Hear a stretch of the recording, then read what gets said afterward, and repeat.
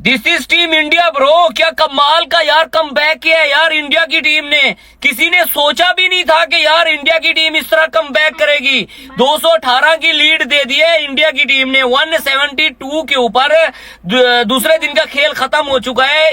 India का एक भी खिलाड़ी आउट नहीं है। बताओ भाई साहब, ये होता है कमबैक भाई। कोई और टीम होती ना, यकीन मानो एक इनिंग से हार जाती।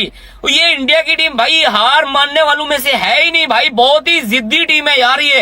देखो उनकी जो परफॉर्मेंसेज हैं वो आपने देख ली हैं। जब बच्चे आके मारेंगे ऑस्ट्रेलिया को तो फिर क्या हाल होगा भाई। देखें कि मैं जब देख रहा था कैरेक्टर हिंदुस्तान टीम का कि उन्होंने कमबैक कर लिया है, ऑल आउट हुआ है, जिस तरह वो कमबैक कर गए हैं, अब ये कॉर्नर्ड हो चुके हैं, ये अब आपको नोच के खाएंगे। जायसवाल ने 5 घंटा बजा दिया पकड़ के। तो क्या बैटिंग किया लड़के ने भाई। हर बंदा वर्ल्ड क्रिकेट में, मुझे नहीं लगता पाकिस्तान को लेके किसी भी बंदे ने जायसवाल की इस इनिंग्स की तारीफ ना की हो। पाकिस्तान को नजर आएगा जब बल्ला इसको पकड़ा देते तो उसके माइंड में सिर्फ ये होता है छक्का चौका छक्का चौका छक्का चौका। मैंने इसमें बात करनी है। ये हो तो हो क्या रहा है। कल जो टीम 150 पे ऑल आउट होगी उसने तो क्रिकेट ही बदल के रख दी है। अब फील कहेंगे टैलेंट के साथ कि डरना नहीं है, गेंद लग भी जाए। मैंने इतनी मतलब मजा आता है देखने कैसे लड़के को। एक बंदे के बैटिंग करने के तरीके से भी पता चल जाता है कि उसके इंटेंट से पता चलता है कि कितना पॉजिटिव है। पूरी टीमों में मुझे इनके प्लेयरों की जो पावर हिटिंग है मुझे इतनी पसंद है। इनके बैलेंस क्या जबरदस्त बैलेंसेस है। पर किस चीज की फिक्र है जी।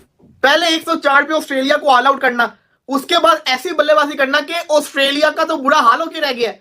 परफॉर्मेंस इंडिया की तरफ से with the bat with the ball दोनों शोबों में आउट क्लास कर दिया। सीरियसली रिमार्केबल परफॉर्मेंस रही है भैया आपकी तरफ से। उसके बाद भाई बॉलर्स की अगर बात की जाए तो Indian bowlers they are the giants, they are the monsters. किसी को बख्शते नहीं है, सबको निकल जाते हैं। आप उसकी बैटिंग देखो, मैं हैरान होता हूं कि उसके फर्स्ट क्लास के कोई इतने मैच नहीं है। T20 उसने कुछ मेरे ख्याल कुछ काफी मैचेस खेले हुए, लेकिन जिस तरीके से वो टेस्ट क्रिकेट खेल रहा है, डेब्यू में 100 कर दिया।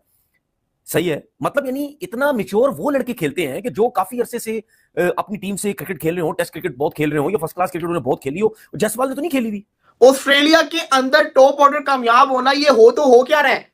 ओ यार ऑस्ट्रेलिया 104 पे आउट हुआ था, हमें था कि मतलब कि चलो यार अभी इंडिया भी बैटिंग करने आएगा, इंडिया के लिए भी आसान नहीं होगा, इंडिया की भी विकेटें गिरेंगी, इंडिया मुश्किल से 200 कर लेगा। लेकिन जो तगड़ा स्टार्ट भारत को मिला है, कमिंग्स क्या, स्टार्ट क्या, हेजलवुड क्या, इनको विकेटें नहीं मिल पा रही।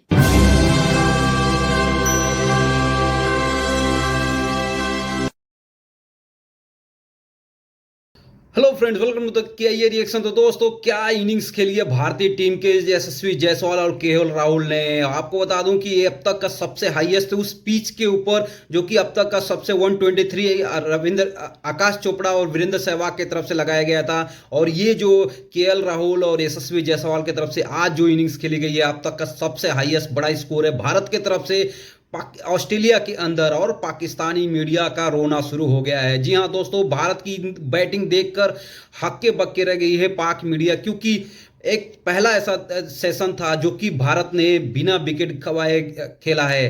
तो जब से भारत ने स्टार्टिंग किया और सेकेंड और थर्ड जो सेशन होता है उसमें एक भी विकेट नहीं गिरा और तकरीबन भारत का स्कोर 200 लीड जो है वो 200 प्लस हो गया है। और वहीं अगर बात करें तो आज विकेट गिरने में सिर्फ ऑस्ट्रेलिया की जो 3 विकेटें 1 घंटे के अंदर, मतलब 1 घंटे से थोड़े से ज़्यादा टाइम में गिरी, उसके बाद से कोई विकेट ऑस्ट्रेलिया की टीम को नहीं मिली। तो चलिए बिना देरी के हुए पाकिस्तानी मीडिया का रिएक्शन देखते हैं। दोस्तों आपसे रिक्वेस्ट है कि चैनल को आपने सब्सक्राइब नहीं किया है तो सब्सक्राइब करना न भूलें। जायसवाल और राहुल ने जो तगड़ा स्टार्ट दिया है, मैं ये समझता हूँ, जो मैंने कल भी बात की थी कि रोहित शर्मा की टीम में जगह बनना मुश्किल हो जाएगी अगर ये चल गए। और ये हो गया है क्या आउटस्टैंडिंग, मैं तो कहूँगा आइकॉनिक स्टार्ट। सुकून से खेल रहे हैं, रिलैक्स खेल रहे हैं। जो भी है इस पिच पे अगर आज हम देखें तो वो खौफ नहीं है जो कल खौफ था। क्यों? क्योंकि आज आपने देखा कि मिचेल स्टार्क भी पहला सेशन खेल गया। आउटस्टैंडिंग परफॉर्मेंस दी, 104 पे ऑस्ट्रेलिया की पूरी टीम को आउट कर दिया उनकी अपनी होम कंडीशंस में। और वो हमेशा आपको पता है कि बड़ा टफ टाइम देते हैं। बहुत जबरदस्त बॉलिंग की बुमराह ने एज अ कैप्टन। पहले टेस्ट मैच में उनकी कप्तानी थी और कहीं से नजर नहीं आया कि वो पहला टेस्ट मैच में कप्तानी कर रहे हैं। पैनिक हुए हुए कहीं नहीं है, 100% उन्हें दी। कभी कभी कहीं जालिम वेकअप कॉल मिली है और इससे ये भी पता चल रहा है ऑस्ट्रेलिया को कि इनके यंगस्टर्स वर्सेस भारतीय यंगस्टर्स में अब बहुत फर्क पड़ गया है। चाहे वो स्किल वर्क हो, चाहे वो एप्लीकेशन हो, चाहे वो गेंद की समझने की टेक्निक हो, चाहे वो सिचुएशन के हिसाब से बॉलिंग करना, इन सब चीजों के ऊपर फील्डिंग के हिसाब से भी भारतीय ये यंगस्टर्स बहुत आगे निकल गए हैं। सो तारीफ बेतहा करनी पड़ेगी। टॉप पर इंडिया के लिए इस वक्त जो सबसे दुनिया के क्रिकेट को चौंका देने वाली चीज है उसका नाम है यशस्वी जायसवाल। देखें, हम अपने घर में, अपने मोहल्ले में, अपने मुल्क में क्रिकेट के नाम पर कह देते हैं फला किंग है, फला क्वीन है। अगर इस वक्त कोई बच्चा वर्ल्ड क्रिकेट में वाकई नजर आ रहा है ना आपको किंग, तो उसका नाम है यशस्वी जायसवाल।